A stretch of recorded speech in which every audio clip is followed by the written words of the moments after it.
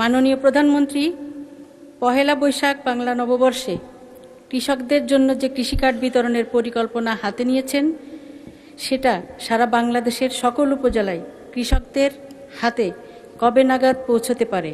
আমরা যে কৃষক কার্ডটি ইনশাল্লাহ আগামী 14 তারিখে পয়লা বৈশাখের দিন চালু করতে যাচ্ছি।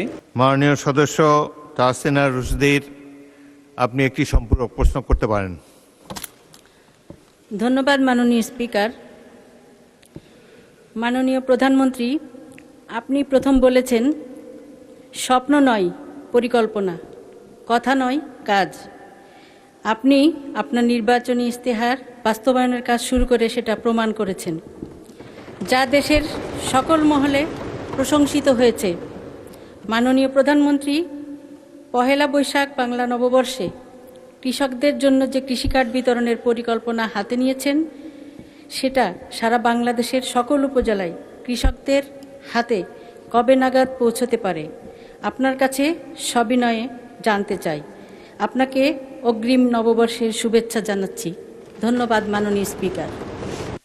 মাননীয় প্রধানমন্ত্রী। মাননীয় সংসদ সদস্য, আপনাকে ধন্যবাদ আপনার প্রশ্নের জন্য।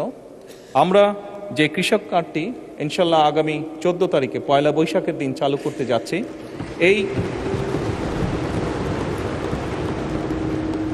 এই পাইলট কর্মসূচির আওতায় এরই ভিতরে আমরা প্রায় মোটামুটিভাবে 22,000 বিভিন্ন ধরনের কৃষক, প্রায় 22,000কে এই পাইলট প্রজেক্টের আওতায় নিয়ে এসেছি।